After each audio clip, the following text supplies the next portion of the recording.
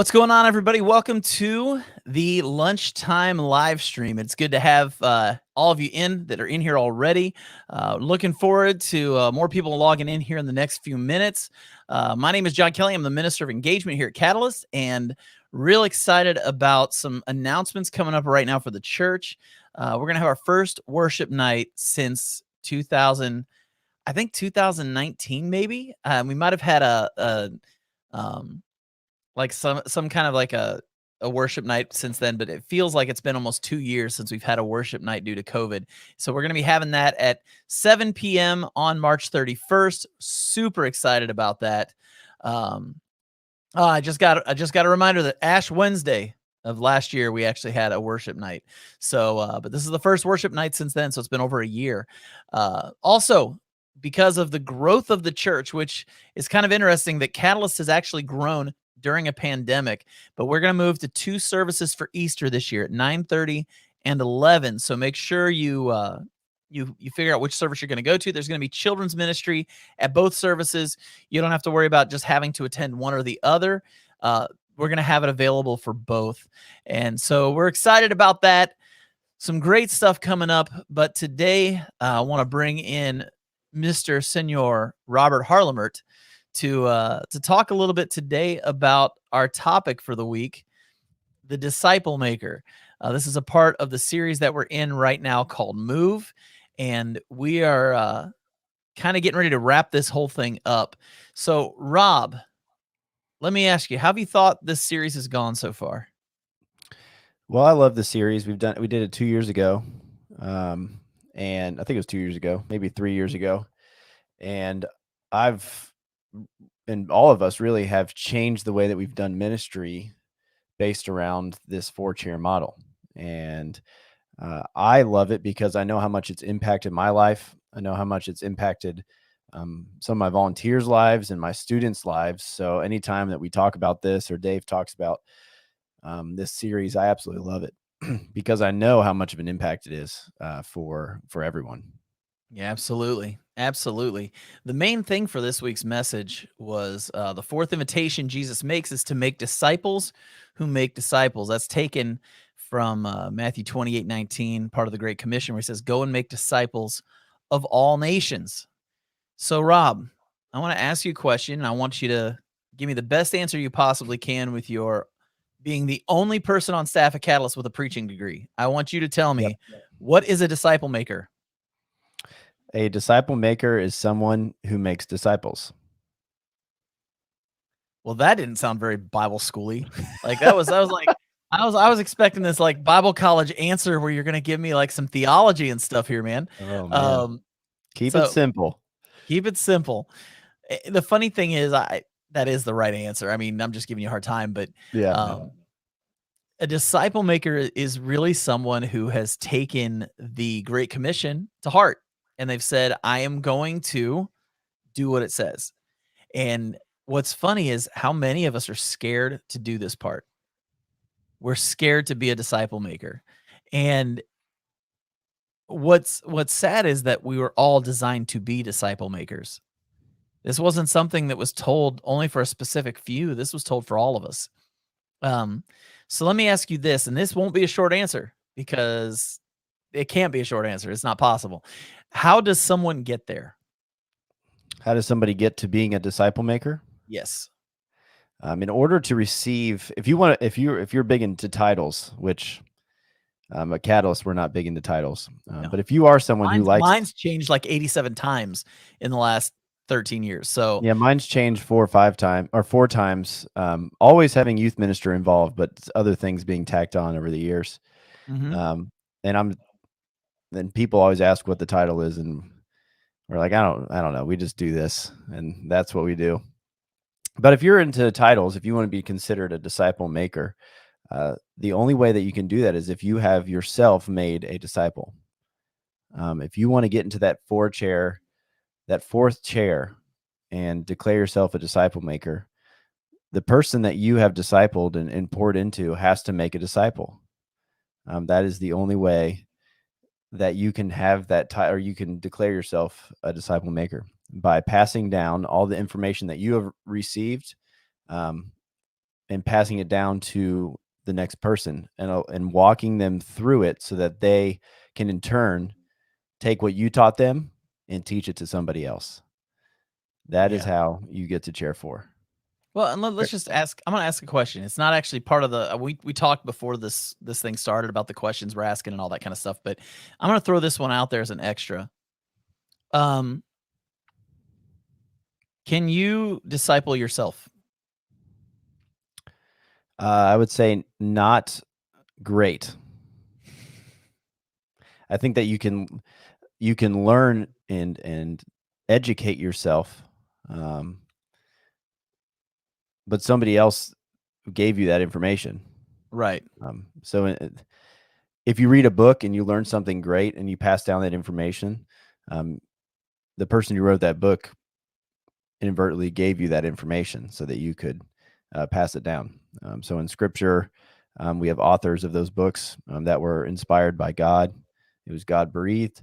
But the only way I believe that you can be highly successful in disciple making is somebody comes alongside you and encourages you and pushes you um, to be a person who follows Christ, and then you turn around and teach somebody else how to do that as well. Exactly. And I want to kind of do a quick plug. I've been doing this every week. We've been doing this series, but everything that we've been talking about has come from this book. It's called Four Chair Discipling by Dan Spader. I gave out a free copy of this week to my buddy Ringo, and he's planning on reading through the whole thing because he wants to learn how to be a disciple maker. And I would say anybody who wants this book, just let me know. It's free. I have a stack of them, and if I have to order more, I will order more, because if I can get that book in the hands of everybody in our church, so you can have a Bible and that book sitting next to you, that is going to make a huge impact on how you reach out to the people around you and how you disciple those who are under your care. Um, Going with what you were talking about, I think in Luke chapter 6, verse 40, it says, "Can the blind lead the blind? Will they not both fall into a pit? The student is not above the teacher, but everyone who's fully trained will be like their teacher." I love that. Will they not both fall into a pit? Because if you got someone who doesn't know where they're going, leading someone who doesn't know where they're going, they're gonna get lost. That's just all there is to it. And so I am a firm believer that to be a discipler, you must be discipled. Um, Let me ask this question for the people that are logged in right now. Um, who was somebody that was instrumental in your discipleship? Who was somebody that discipled you along the way and has helped you get to where you are in your faith? Those people, I know for me, my dad was a huge one. Some of my professors in Bible college were those people. Um, Ministers that I've worked with, I've continued to be discipled. And that's another thing I want to point out before we go any further with this. Discipleship continues regardless of which chair you're in. Nobody is beyond being discipled. And so there are people discipling us along the way. But I'm curious, who discipled you guys? Who are the people that have been instrumental in your faith and where you are? Um, but Rob, this to be a discipler, you must be discipled. What do you think about that statement? Um, has that Does that ring true in your life? Yeah, it definitely rings true in my life. I've been poured into by many people in my life, and I decided at a young age, and we've discussed this over time, and you always think it's funny, is whenever I walk into somebody and I realize that they have a lot of information, I go to them with a mindset of, you have something I want, and I need you to teach it to me. And I love to learn new things. Um, and I went into Bible college because I wasn't a Christian for very long before I went to Bible college. And I went into Bible college looking at my university and saying, it has something that I want and I need it to teach it to me. And then when I came to Catalyst, being around you and Dave, I realized that you guys had something I didn't, and I wanted to learn it. And you have to have that mindset in order to be discipled. And we're going to talk about that more here in a second. Yeah. Um, but yeah, I've been poured into by many people in my life, many, many people. Yeah. Well, Renee Basham actually said Rachel Kibler since she was 14 and Robin Gregory from middle school. Yep. She says she's 30 and still reaches out to these women at times. And I'm 47 and I still have people I reach out to. So that doesn't change based on Yep. age. I honestly think if you're not able to be discipled, you're going to have a tough time discipling other people because that means you're not a good learner. So it's hard for someone who can't learn to teach. Um, Something else I heard years ago. This was just a statement I heard and I loved it. And I want to bring it up and kind of talk about it a little bit. And that's disciples are not mass produced, they're handcrafted. I think Dave hit on this at the early part of this series when he talked about do I want uh, somebody who can reach a whole bunch of people and make them into Christians? Or do I want somebody who's going to sit down with somebody and disciple them and they're going to become somebody who's going to disciple somebody who's going to become someone who disciple somebody who becomes somebody who's going to disciple somebody? Um, I Here's another one. Let's put this up here real quick. I continue to be discipled. Dave and you, JK, here the last couple of years, you all saw and see what I have to offer. You made me see again by the grace of God. Well, thank you. That's very kind. Um, but do you think that how does a disciple handcrafted? Let me just ask that question. How is a disciple handcrafted? Well, I think all of us have the example. Not all of us. A lot of us have the example of kids, and sometimes the negative things, I guess, are more blaring than the positive things in your Right. life. Right. And the reason is because they see you do something, and then they do it. So they see you open up a drawer, and then they start opening up drawers. They see you open up doors, and they start opening up doors. Um, they see you eat a certain thing, and they try to eat it, and they're not ready to eat it yet. Right. And you notice all these failures, and you're like, why do you keep doing these things? And it's because you are naturally pouring into your kid, and they're just wanting to do what you're doing because they're just soaking up everything. But in a positive way, um, they're handcrafted in the fact that you should be almost literally moving their limbs towards Christ. Mm, Um, Dave mentioned this at the beginning of his series, where instead of you going in front of them, it's almost like you're behind them, pushing them up a hill and moving their legs one step at a time. You mentioned this last podcast, John, as well. It's a lot easier to get behind somebody and push them up than it is to be in front of them and pull them up. right. Um, so it takes an almost hands-on experience for somebody to be moving towards Christ, because there's times where you need to grab their foot and take a step forward for them, literally. And you Yeah. take the other, and you go to the other side, get the other foot, and you move it towards Christ, and you move their hands towards Christ. Um, it can't just be a verbal thing. It can't just be a prayerful thing. It has to be a prayerfully considered, hands-on experience to disciple somebody, moving them towards Christ. Yeah. Well, it's funny that you mentioned parents. It's funny that you actually brought that up because Chair 4 people are spiritual parents. That's kind of the role of the Chair 4 person. And there's so many and as we've talked about this whole thing, there's so many parallels between parenting and discipling. And I don't think that's by accident. I think that God set that up very intentionally. I think he made it so that we could compare those things. And so I know, like for me, my son yesterday, some of you might have seen this on Facebook, but my son has an ear infection. We didn't know this yesterday, but we couldn't get him to the doctors until today. And so yesterday he was miserable. His nose was all runny.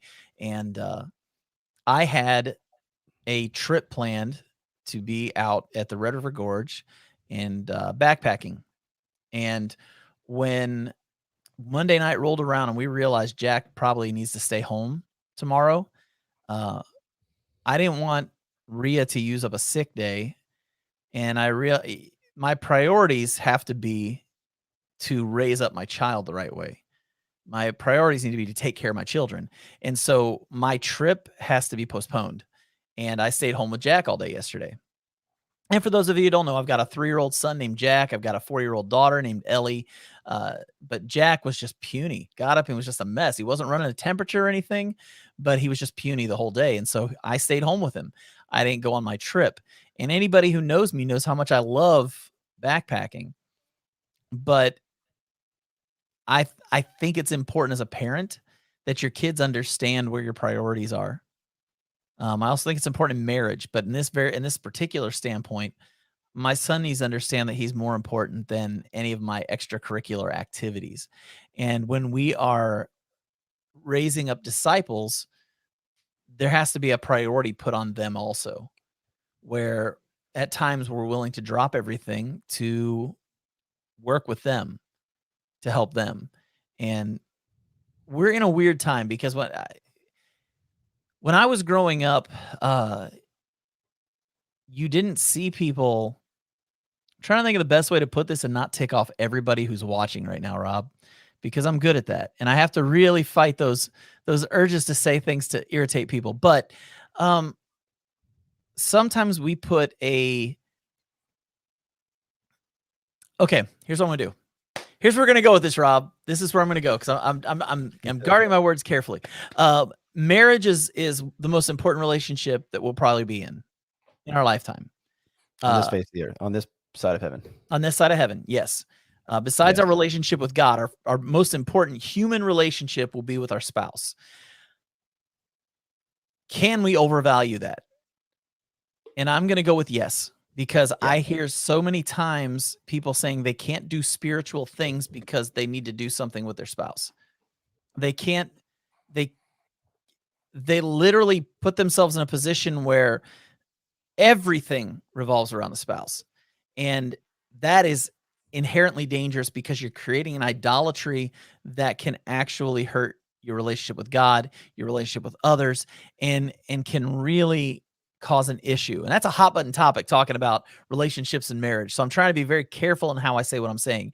But I have talked to people where there's somebody that needs them and they can't because from the hours of so and so to so and so, they have to be with their spouse. Okay, so probably people like not happy with me right now, and I'm okay with that. But if we're going to be spiritual parents, at some point there has to be value placed on that relationship between the discipler and the disciple, to where there are times when everything else has to be dropped for the moment to go take care of it. I also believe that can go too far too. But as parents, we all know when our kids need us, we need to answer. And discipleship has to be the same thing, because they're learning their value as disciples, especially a chair 1 or chair 2 disciple. They are just really learning what this whole thing is. And one of the biggest needs of an early disciple is community. And if they feel like they are a second thought in that community, it's hard for that person to really want to continue in their discipleship. Am I off base on any of this, man? Like, talk to me a little bit, because No. That's spot on. It's funny because I just had that conversation with one of my volunteers and students, ongoing students in college, yesterday, where I talked about the your priorities, and you make decisions based on your priorities. And as you go on through life, whatever you do in your life is because you care about it. Like, most people don't do things because they don't care. Even if they just do it because it's right and they kind of frustrated, they know it's important because they care about it. They might not enjoy doing it, but it's important. Like changing a diaper on a baby. yeah. Nobody likes changing diapers, but it's important, so you do it anyways. So I talked about there's different steps in your life. When you go through high school, you go through college, you go through young adult, and there's certain times where things enter your life and you say, this is an important thing. And you make decisions based on that. So if you get like a boyfriend or girlfriend, in your mind, you're like, that's important. So throughout my day, I'm going to make decisions based on that. And we have like probably 4 or 5. I mean, there's probably hundreds of things that we make decisions on a daily basis because we have priorities in our life. And I asked them the question, what would happen if Christ was the highest priority in our life? and you first filtered your decisions through Christ first or God first before your relationships in your marriage or your girlfriend or your kids. Um, I think that our priorities at certain times would reflect the most important thing, which is go into all the world and make disciples of Yeah, at all least there'd nations. be a shift. There'd be a definite shift, that's for sure. Yeah, Um, absolutely. Now I wanna take it from that step and just say this too. It's not just about being fishers of men and introducing people to Christ, but it's now about instilling who they are into others. That's what Chair 4 is. That's where it comes into looking a lot like parenting is like you said, you're instilling your values, your good and bad habits, your good and bad use of the American English language, um, your your eating habits, your health habits, your vices. You're installing this in your kids. They're copying you. Um, I had a really interesting talk with my daughter a few days ago, and my daughter would just sit with me all day and cuddle if I let her. I mean, she loves it. She just loves sitting and cuddling with her daddy. And one day she looks at me and she says, "Daddy, I want a big belly." And I'm like, "No, you don't want a big belly." She looks at daddy and sees that daddy has a belly and she wants a big belly. And now daddy has lost 50 pounds and is planning on losing another 80. And so I'm hoping in her seeing that idea of I want a big belly is something that goes away.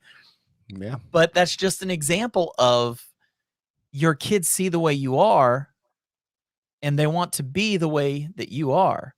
It's so important for us as parents that we represent the best version of ourselves to our kids that we possibly can. And because they're going to see it all. They're going to see every mistake, every bad word. They're going to hear the arguments. If you're going to argue with your spouse, they're going to hear that. And parents, I'm going to throw this out there. If you all don't agree on punishment, they're going to know who the soft parent is, and that's who they're going to go to for things. Um, they're gonna put you against each other. Kids learn really fast. They pick up things really fast, and if they love you, they genuinely love you, they're gonna wanna be like you. And sometimes that's great, and sometimes that's not. Um, Laura Baxter says, "I agree with the marriage part. So many singles put such a value and focus on finding that person that they miss so many discipleship opportunities along the way." That is true. That is very true. I know a lot of people who are dying to get that ring, and they miss out on opportunities because of it. Rob, eh, have you seen discipleship go wrong where um, the person discipling somebody instilled the wrong thing? And what were the results of that? I mean, we see it all over the news all the time. You see it, and I mean, you can see it in the most destructive way. And some of the greatest leaders of all time led entire nations in the wrong direction, Mhm. where many people were killed or enslaved, or I mean, that's you see where they were taught the wrong way. Yeah. That something, and the greatest thing about it is not. I mean, it's not the greatest, but um, it can start with something so small, and Satan will craft that little thing into something much larger, most likely. Right. I mean, you can look at every evil leader in Scripture or in modern day, like in the past 100 years. I would say most of those people were probably told a very small lie as a child, whether it's one nation is evil or one people group is not good. Um, and over time, Satan has take that small, very small lie and has crafted it into something that is hateful. Yeah. And we've seen it. We saw it in World War II. We saw it in our war against terrorism. Just these leaders that are honestly incredible leaders because they've convinced people to end their life for something that is not true. Yeah. Um, but they've accepted a small lie and took it to a place, or Satan took it to a place that we couldn't, us, me and you as ministers, couldn't even fathom. But that's the power of discipleship in the wrong way. Yeah, I would agree with you on that. Well, let's ask this question then. How did Jesus do it? Um, I find John 15:15 is a great scripture that kind of talks about Jesus and his relationship with his disciples and how he approached them. He says, "I no longer call you servants because a servant does not know his master's business. Instead, I've called you friends, for everything that I learned from my Father, I've made known to you." So I'm going to take that and just kind of naturally roll that into the statement that in order to be, or in order to disciple, there has to be friendship. What's your thoughts on that? Yeah, I think there has to be some sort of trust in both ways. Now the depth of that friendship is debatable.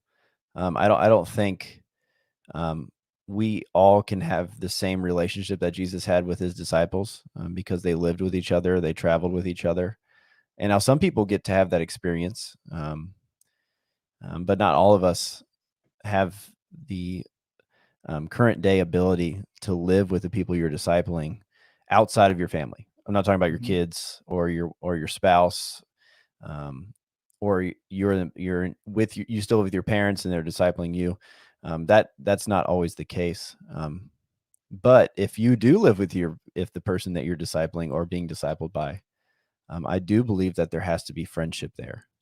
Um, Mm. I, I I I think about that with my son. Um, I hope that he grows up one day and we're friends.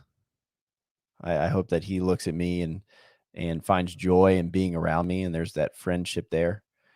Um, I know that I'm friends with my parents now. I enjoy being around them.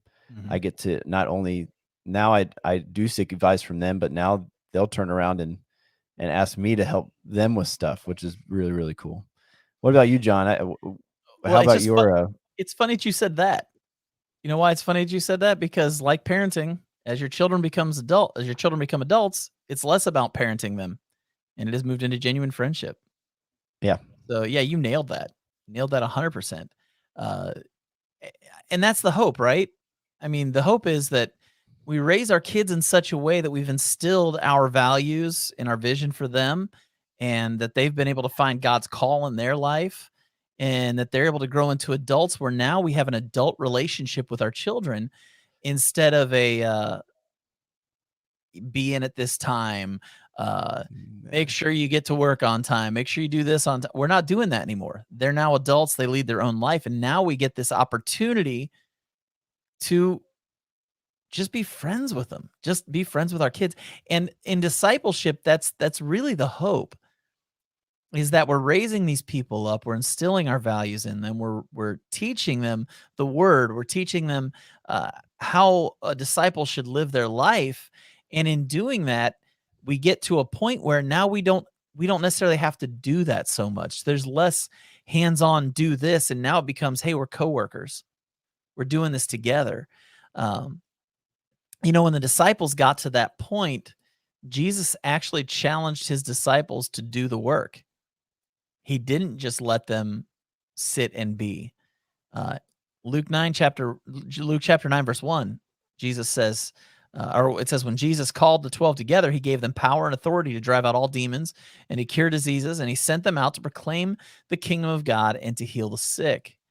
Um, Basically, if we're discipling somebody, there has to come a point where we push them out of the nest, where they can't depend on us anymore. Uh, I think if all we do is make disciples that constantly need us, we're gonna get worn out because there'll be no break. Um, and if we're doing what we're supposed to be doing, we discipling people over and over again, like new people, and continuing the cycle, which means if nobody is coming out of the nest, that nest is gonna get overfilled and it's gonna wear you out. You're not gonna be good at it anymore because you're stretched so thin. There has to come a point where that disciple then becomes a discipler. Um, so Rob, let me ask you this. You came to Catalyst And you said there's been some discipleship of you here. Now you're getting ready in just a few months. You're getting ready to jump out of the nest and go be a discipler in such a way where you're going to disciple an entire church. And one of the scariest things about building up Chair for disciples is that they may leave, and you are doing that very thing. Um, what does that feel like, kind of stepping away now from youth ministry, stepping into senior ministry, and the challenges in that, and the excitement in it, and the fear in it? Like, where are you at with all of that?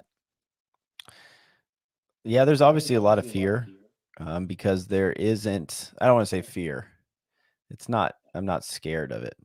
Mhm. It's more of an unknowing and trusting of God. So stepping out into something that you don't know what's going to happen is brings upon some anxious feelings, because I always had you and Dave and some of the leaders at Catalyst to fall back on if I didn't know what was next. Not saying that that won't still be the case in church planning. Like if I have a question or I seek advice, I know you guys will always be there, and that's the beauty of the constant. What you mentioned earlier about the constant discipleship, and how you mentioned that you're constantly being discipled even today, in your 40s. Um, the anxious part is I can't walk across the hall and talk to people that have been doing ministry a lot longer than me. I can't walk across the hall and um, say, "Hey, does this sermon sound crazy? Or does this lesson, did I read this correctly in scripture? Do I have the right mindset?"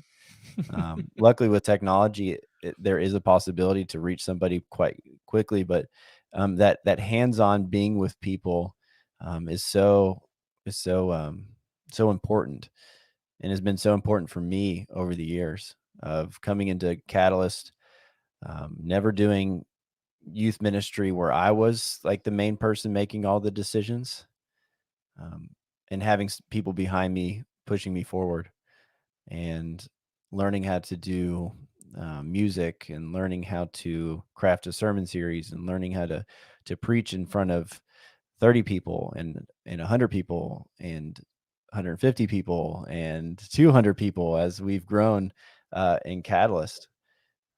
I've got to do so many different things, and it's all because um, there is a group of elders and other people on staff that said, if you want to be a discipler, you have to take these opportunities, and we'll be behind you cheering you on.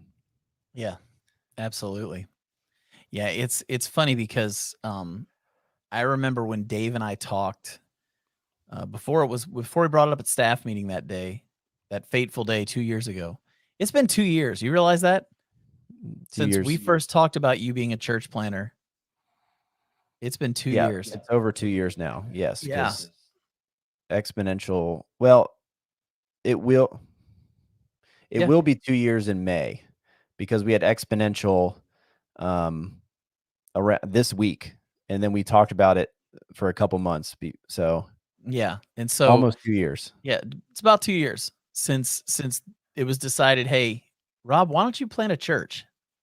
You know, we were, because if you remember, as a leadership, we were like scratching our heads trying to figure out who's the next church planter, because we really want to plant a church and we're seeing a need for it, but who's going to do it? And all of us, you're in with us going, who are we going to decide to do this? And then one day, Dave just goes, "Rob, why don't you plant a church?" And I remember when he said that, there were two things that went through my head. One was, please don't make Rob leave. And the other one was, yeah, that makes all the sense in the world, that this is the time. Funny stuff. Daryl Jordan says, "I'm shoving the boys out." Yep, kick them out. They're Kick him ready. out. Kick him out. Ringo's in here saying he wanted to check in. He's going to watch later on. That's great, Ringo. Thanks for stepping in for just a Thanks, Ringo. second. Julio says a couple weeks ago, Jess tells him how encouraged she is, how I love God, and how I show others my love for Christ. At first, I was like, awesome, but now I'm like, wow, I've been put on notice. LOL. Um, that's good. That's really good. Yeah. But yeah, I think when it comes to Chair for Disciples, it's that it's that mindset that they can leave. When you build up a chair for a disciple, that means they're not satisfied with being satisfied, Yeah. and that they're looking for where God wants them to fit in and what they're going to do. Now that may stay within the church. That may be here at Catalyst, or that may be at Elevate or wherever. Uh, but there's that reality that they could step out and they could be gone in a heartbeat. Um, Another thing about the chair for person is that they may end up looking like the enemy. Um, oh, Julio just wanted to say, Exponential was huge for me. So thank you guys for that opportunity and experience. Yeah, we got to take Julio last year when I think I was a super spreader of COVID and I infected the entire United States. Um, that's a whole nother story though. But chair four people may end up looking like the enemy. Uh, the reason it's worded this way is because when someone's chair four, they're not someone who's going to settle for status quo. They're not someone who is going to be okay with okay, and they're definitely not going to be okay with okay for themselves. And so these are the people that are going to start up ministries, people that are going to want to lead ministry, and they're going to be hard chargers. You know, they're really going to go after it. And that means they may want to plant a church. They may want to start a ministry within the community. And a lot of times, churches who aren't keeping a check on themselves will see that as competition as opposed to extended ministry. And so chair for people can really look like the enemy sometimes. Am I off on saying that, Rob, or what do you think about that? No, when you just said that it looked like the enemy, I completely forgot about that part of the book. I don't think Dave mentioned it on Sunday. I don't Not remember him. exactly the same way, but he did mention something similar to it. Okay. But as you started to describe it, it's, all these memories that come in my head of different times where I was on the receiving end and the one that actually thought that somebody was the enemy by doing something. And it's hard on both ends because eventually, if you'll realize that that person's not the enemy, but we're all trying to go towards reaching people for Christ. Um, and if you're on the receiving end, it's really disheartening because you realize that there's a huge need in a certain aspect of in the world or the United States, and you're trying to fill that need, and the people who should be behind you, encouraging you, are the ones that are kind of bringing you down. And a funny story. I jokingly do this with Danielle Farina. She has this desire to go into missions full time, and I often tell her that she doesn't know what God has planned for her, but I do, and she needs to stay with us because we need her here.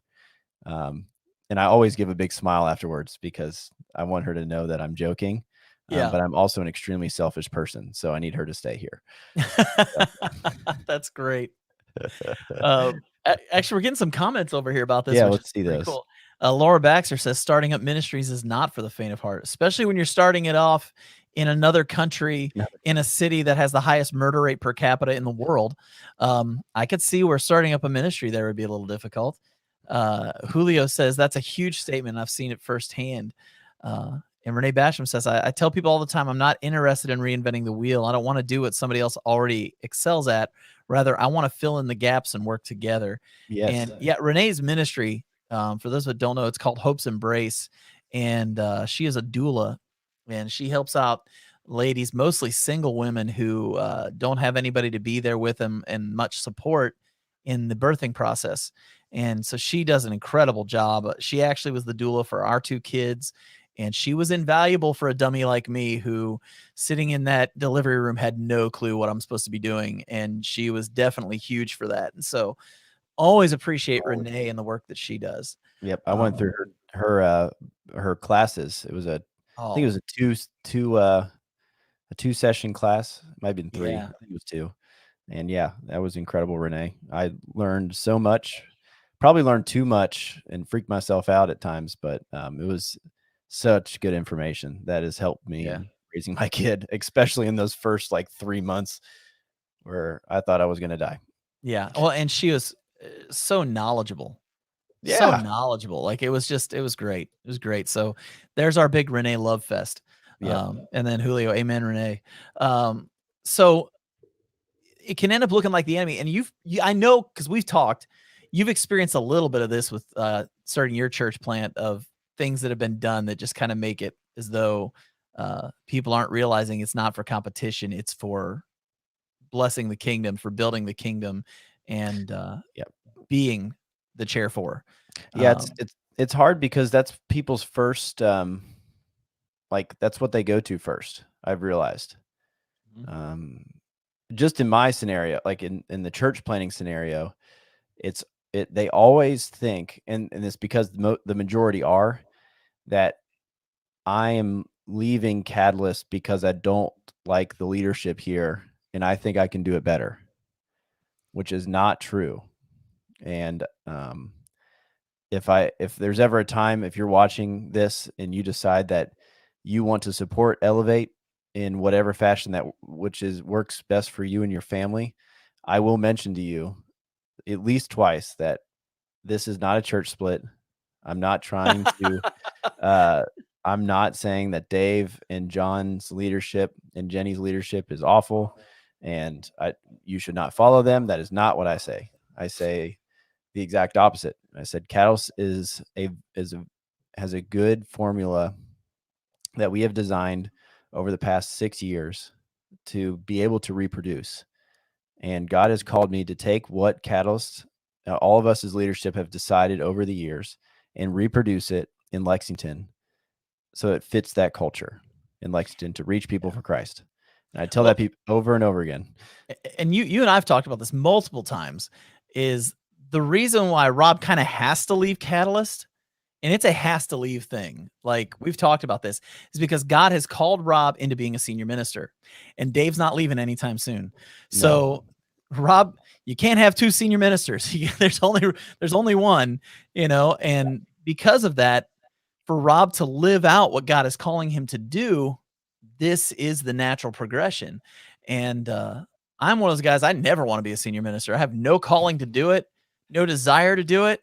So you won't be seeing me plant a church anytime soon, unless God just all of a sudden goes, ha, ha, ha, and changes things. I'm doing what I'm doing. Like I am here. I'm grounded in this place. And you've even told me you have no desire to leave Catalyst. No. The only reason you're leaving Catalyst is because God has called you into senior ministry. And you've told me on multiple occasions, there's not another church you would be able to work at. So you have to plant a church. Not in this area. Yeah. So, that's just kind of where we're at on this. It's definitely not a church split. As a matter of fact, we are encouraging people. If you feel the passion and the calling from God to go to Elevate, please go. Because we want Elevate to be more successful than Catalyst. We want Elevate to be amazing. And so definitely not a church split. Another thing about Chair 4 people is none of them look the same. We've been talking to 3 different ones in the comments over here. These are all Chair 4 people. Laura, Julio, and Renee, they're all Chair 4 people. Laura actually just said, God loves it when we say, I'd never, LOL. You're people absolutely right on that. I made this statement when I moved to Wisconsin. I never moved back to Kentucky. And yeah, I've been living here for 13 years now. So I've said that about Tennessee. I still haven't made it back there. I ain't going back. You better watch your language. I'll say it publicly. I'm not going back. Oh, you're challenging God. That's a good one. No. Nope. Okay, so not church. I don't want to hear it. Not all Chair 4 people look the same. And like I said, we had 3 people, Renee, Julio, and Laura, that are Chair 4 people, and they all do it 3 different ways. Just because you're Chair 4 doesn't mean now you're cookie cutter and you fit into a specific ministry doing a specific thing. That's not what this is. When you're a Chair 4 person, that means that you are laser focused into a ministry that God has revealed to you and called you to do, which is a vast difference than the idea that everybody's going to be a preacher, or everybody's going to be a missionary, or everybody's going to do this. Some people, their Chair 4 is being a youth sponsor. That's their Chair 4. Some people, their Chair 4 is they're going to be an elder in the church. Some people, their Chair 4 is they're going to be a doula, working with young ladies and introducing Christ to them and caring for them in their time of need. There's no specific cookie cutter way that a Chair 4 person looks. Rob, now that you've been a Christian for what now? 12, 15 years? 10 years? 2009. So 12 years. Yes. 12 years you've been a Christian. Um, Yeah, when did I get baptized? Super Bowl Sunday in 2009. So yes. Sorry, this past Super wow. Bowl. So So the Super 12 Bowl years. has a special meaning to you. So every year No. Super Bowl Sunday rolls around at your birthday. So I what think what I it just means did is that so I your remember Super what day it was. your Super Bowl parties are actually birthday parties, is what you're telling Yeah. me. I like it. I like it. So in your 12 years that you've been a Christian now, what what kind of diversity have you seen in Chair for people? At Catalyst, it's been the most. Well, that's not now that I watch people who graduated with me, like at Bible college, Mhm. just how many different people I've known and keep up with, like on social media. Man, they are all over the world.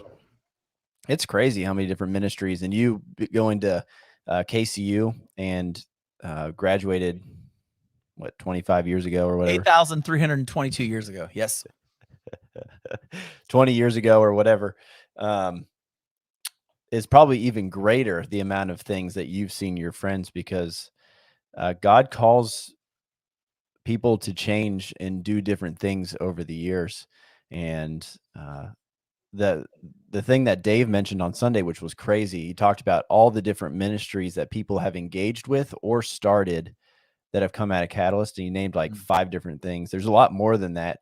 Um, but just the amount of people that have been impacted in different various ways because of people at Catalyst was really cool. Um, and it's really cool of all the different avenues that we're reaching people. And that's awesome with you, where you did for a short stint, did the active life water, where you raised to, I think you raised money for 2 wells, correct? I raised enough for a one community to have a well, and then I raised part for another community. Yeah. Or for another, yeah. Yeah. And which is people have clean water because of the ministry you've done. We have Renee and Laura and Rob and Dave. You and I have different ministries within Nicholasville that we encourage and love on, and that's just scraping uh, the tip of the iceberg. It goes so much deeper than that, of so many different people that are in so many different ministries, not only just in Catalyst. I didn't even mention the ones in Catalyst. These are just ones outside of Catalyst, Mhm. of Chair for people, um, listening and hearing the call that God has given them and going after it. Yeah. And I'm even going to say sometimes the ministry itself may not be the discipleship. It could be the people that are within that ministry that you are discipling. I look at Daryl Jordan, who outside of myself, he heads up the tech ministry with me. And he disciples some of those guys. He actually is like, that's where he is discipling people. That's where he is pouring into these guys. I loved seeing on Sunday, Daryl always posts a picture of where he's at on Sunday morning when he's doing tech and shows a picture of that. Well, he also posted a picture of Adam Wheaton up Mm-hmm. there and just bragged on Adam being up there and working hard doing the lights. And that can become discipleship. I look at the coffee ministry. First off, it's awesome and it's coming back in the it's coming back Easter Sunday, folks. Coffee is coming back Easter Sunday. So if there was ever something to rejoice about besides Coffee. the death, burial, and resurrection of Jesus himself, it's coffee. And so that's coming back Easter Sunday. And that ministry doesn't seem like much more than we get free coffee, but there's a relationship building that happens within that team where they spend time together, they work together, and they're doing such an incredible, incredible job. Okay, I mentioned coffee, and here's where all the comments come in. Now people are Awesome. commenting. Yay, Awesome. coffee. Yay, coffee. I told you that's an important ministry in our church. We just need to mention coffee, and then everybody will actually comment. That's good. There we go. That's what we'll do. That's what we'll do. Uh, but it is good that's coming back because that was another source of discipleship and community within our church. And Betty Kibler over the years has done such an incredible job with that and making sure that that happens. But Chair 4 doesn't look the same. It doesn't matter who you are, but what you do as far as chair 4 doesn't have to look like everybody else. It's a good place to talk to people. And then It Jennifer is. Woods is just laughing at us, She's laughing a uh, lot. which she should.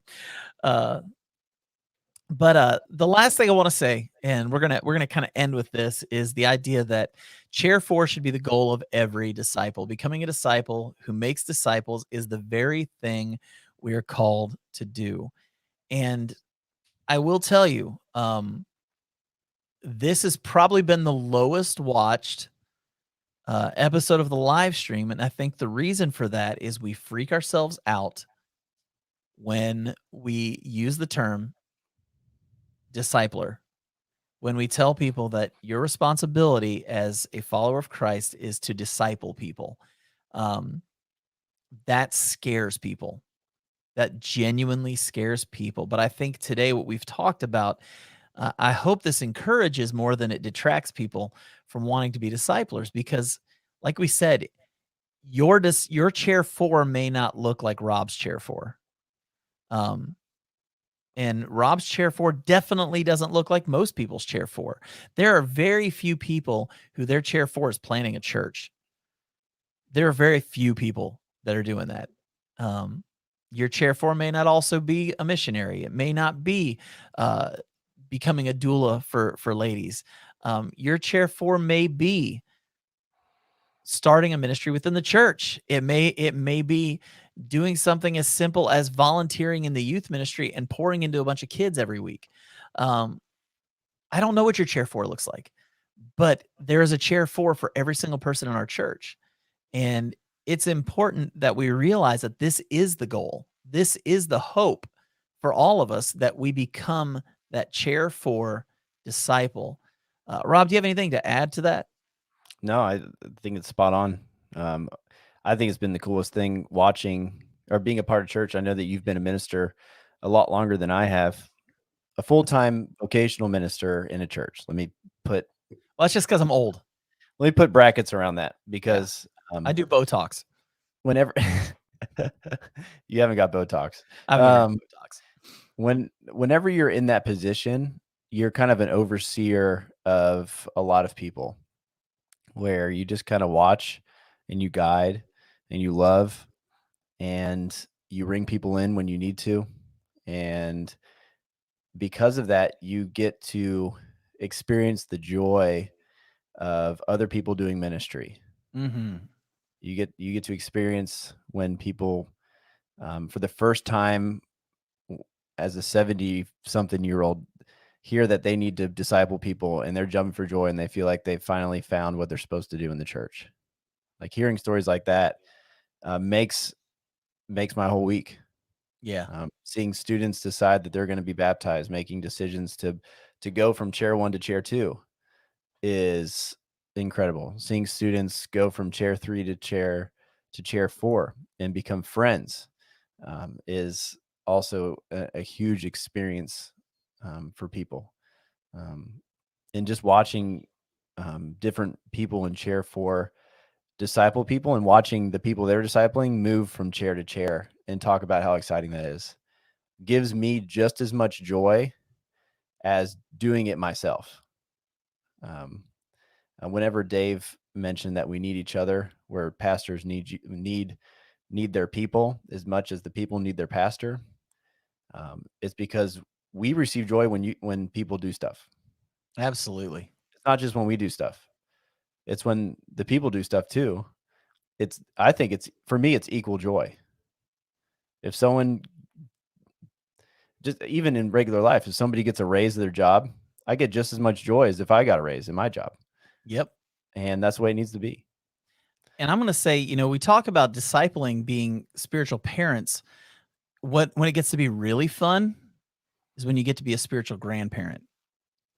When Yes. you see someone you disciple making a disciple, that is I've got several, former students who are in ministry now, and seeing them do the things they're doing, seeing them winning people to Christ, seeing them making a difference in people's lives, growing churches, missions organizations, um, all the different things these guys are involved in, these ladies are involved in.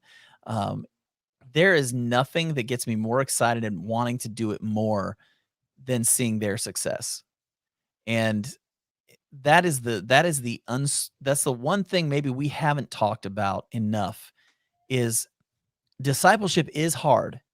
Discipling somebody is hard, but the reward of seeing the other side of what happens because of that far outweighs the difficulties in discipleship.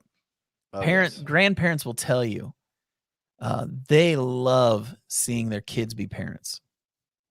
They love watching their kids be parents. I know Jennifer, if Jennifer's still on here, I love watching her be around Patrick and Alyssa when they've got their little girl with them, and just seeing the way that she looks not only at her granddaughter but at her daughter being a parent. There's just something special about that.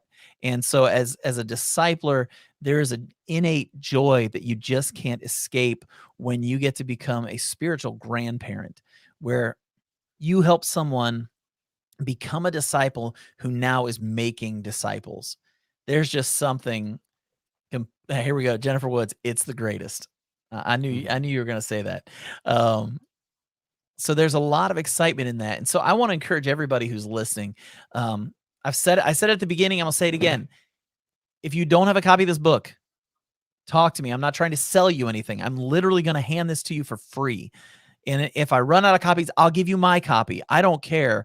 I want you guys to be disciplers. I want you guys to have a better understanding of what it means to disciple somebody, to share Christ, and then walk them through the journey to the point where they become a disciple maker themselves. Rob, I appreciate you, dude. And I'm really getting bummed out the closer we get to you leaving. I'm excited. I mean, don't get me wrong. I'm excited for you. Out too. But you have to go and be a jerk and follow God's will, and leave me. I don't know, man. Just kind of bummed. I'm bummed too. But I'm excited There's an overall bumness about this. There's a major bumness.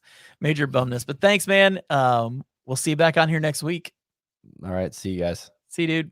So real quick, just a couple quick announcements for you. Just a reminder that we do have a Holy Week worship night coming up March 31st. That's a Wednesday night. We're asking that our community groups take the night off and everybody come together and let's worship together that night. Also, we have 2 Easter services this year because we have grown as a church. We're meeting at 9:30 and 11. So make sure that you guys mark that down, that the times are going to be different. If you show up at 10:30, you're probably going to get there really early for the second service or extremely late for the first service. So make sure you mark this down on your calendars that you know this is coming, and make sure you mark down March 31st and that worship night as well, because we would love to see everybody there. With that said, thanks so much for watching today, guys. Have a great week, and we will see you next Wednesday.